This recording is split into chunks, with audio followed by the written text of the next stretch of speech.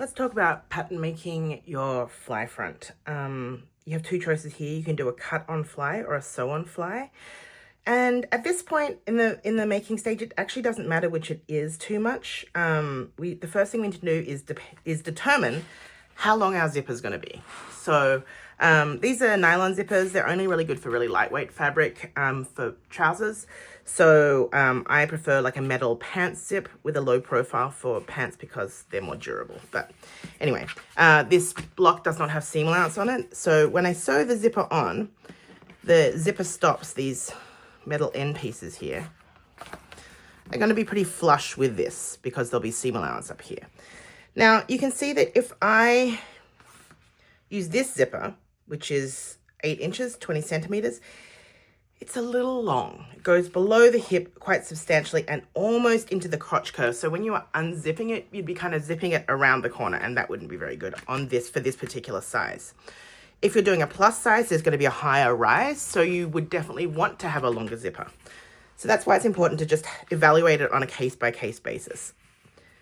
This one is much better. It opens up to the hip because the hip is going to be most often the widest part of the body, so you do need to make sure your pants unzip to the widest part, or you won't be able to get them on very easily. So this one is good, and it looks like it is about it's about 7 inches, a little bit short of 7 inches. Okay, so that's what we're going to use.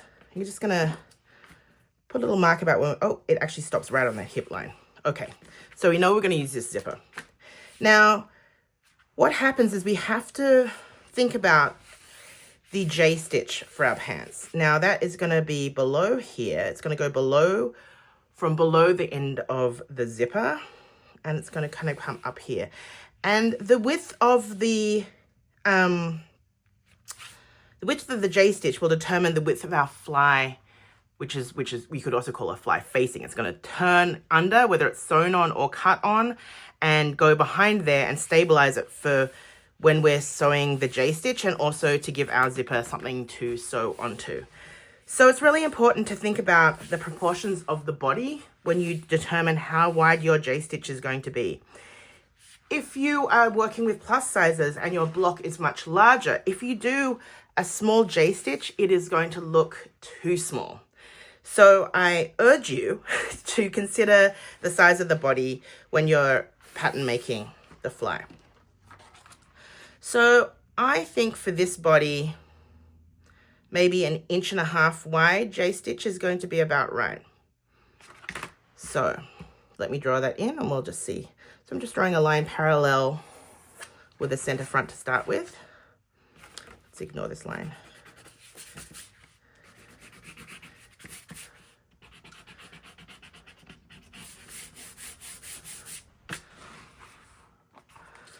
Okay, I've just drawn it in lightly to start with, but to me, that looks about right. I'll darken it up for you. That one was 1.5 inches. Okay, you can see that looks about right. Remember, our zipper is going to end here, so then the curve of our J-stitch is going to go a bit below there. So it's going to be something like this. Okay, and then if that's where we're going to be stitching, then we need to have some seam allowance just beyond there a little bit. So I'm going to get a piece of paper and trace this off. I would normally do this when there's already seam allowance on here, but I want to do it without seam allowance so I can show you how to do the cut on fly.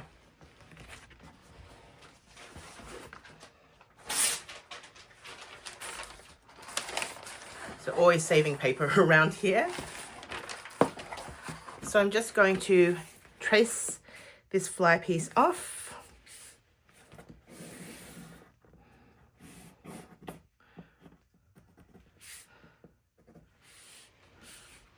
Okay.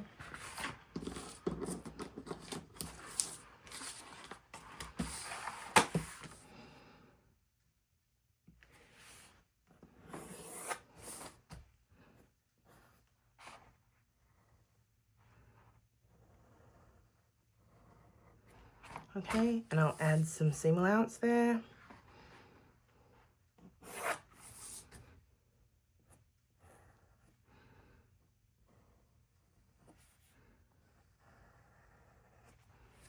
Okay, and I will cut this out. Okie dokie, so here is my traced off piece. Okay, if I sew it on, I'll need to add seam allowance here and also seam allowance to the center front, and that will just get sewn on and go behind there, and I'll show the sewing in another video. If you were going to do a cut on fly, you will flip this over and match your center fronts like this and tape it onto your pattern piece with no seam allowance. So this would still remain the center front here, and you'd add seam allowance all the way around there. So you'll end up with a very strange shape. I will show you what that looks like in just a sec. Okay.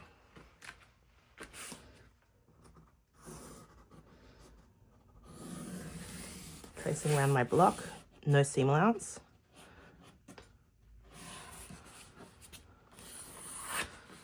Okay. Remember, this part just like flips out like this. We're not going to worry about this little tail. It's going to kind of be included. So I'm just going to remove the block and use a little bit of tape to hold that on.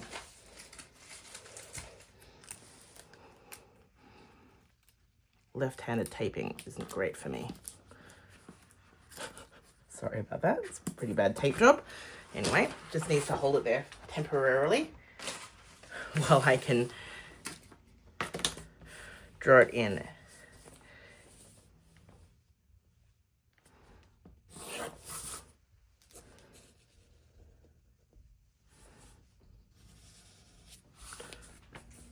Okay.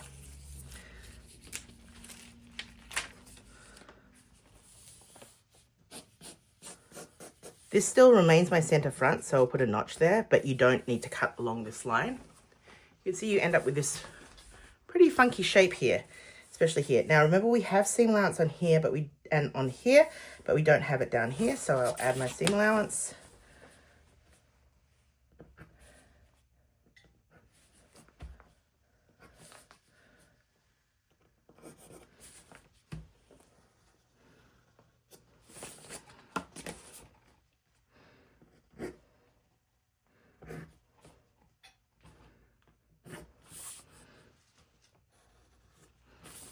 Okay, add it to the top.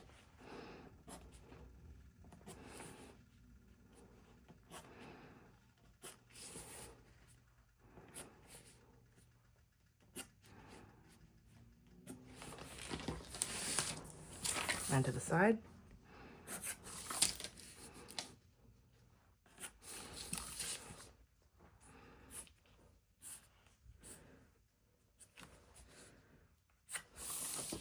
I'm going to cut that out and show you what it looks like, because it's worth seeing, because it's a very strange shape.